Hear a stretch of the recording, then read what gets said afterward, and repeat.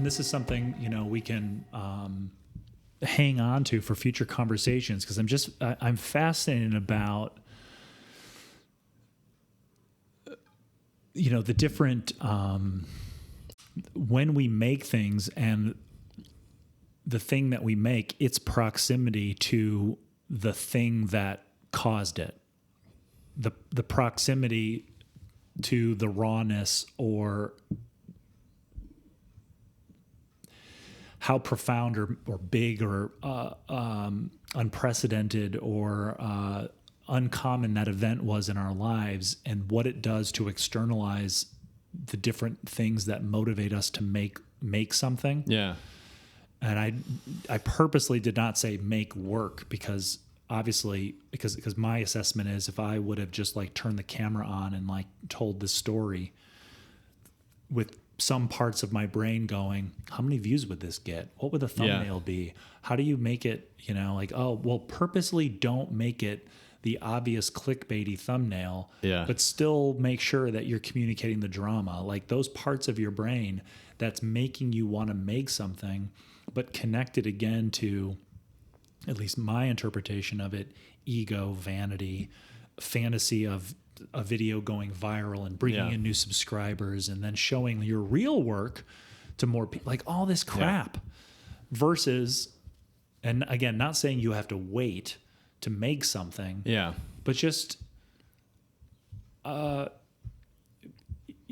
for me, the thing I wrote, I'm like more, positively connected to that than I am the video I think I would have made if I sat down. Let's go live, not live, but like, let's turn the lights on, the camera on, and start talking about and this who experience. knows, like what you wrote this morning, like what if you come back to that in like a week? Right. And then that melds with some other thing that happened to you this next week. Yeah. And then you're like, okay, like creates a completely like other idea that you never would have been able to conceptualize in the moment. Follow that. Like maybe there's a project here that you don't see right now. Maybe there's a story here. Yeah. Maybe there's, maybe it's nothing, but like hold on to that emotion too. Like, what was that emotion like?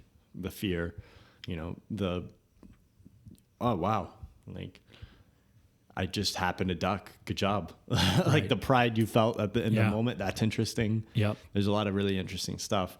And I think that stuff is more useful than, and more interesting to explore than, every time I found myself being super reactionary, it's usually that leads to the cringe later on. And you always think, at least in my experience, whenever I make something that feels really good in the moment, usually that's almost the best metric I found to see if it's not going to age well. Yeah. There's some things but usually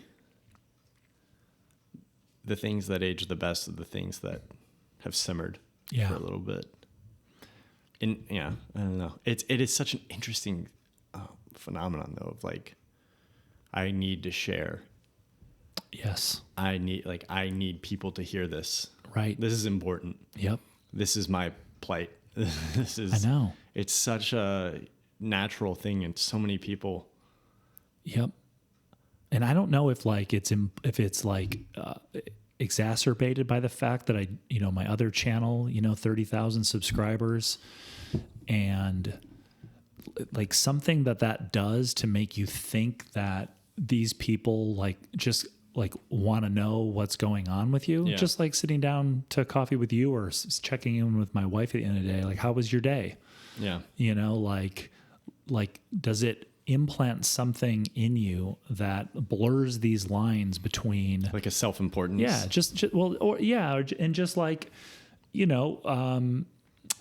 Blurs these lines between telling my wife how my day was with like writing a poem or taking a photograph. Like, they're two completely different things. So if you have a place where you're making work, or kind of what we've talked about with my photography, sort of half work, half process, or half YouTube, because it's like, oh, check out this Digicam and what it can do, versus I don't know, a one-word title and like some kind of something that feels like work.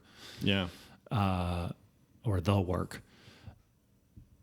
Yeah, like those lines get blurred as you build a community, an audience, connections with people, and like that feeling of I can't this big, you'll never guess what happened to me. Yeah. This, you know, clunk. Guess what, Alex? I got a story for you, buddy. You know, it's almost like you're an opportunist or a profiteer. But I didn't feel like, it's interesting though, because I didn't feel like the medium almost changes. Yeah. Because like when you brought that in here, like that was just a story that you wanted to tell me. Right. And like, I didn't feel like there wasn't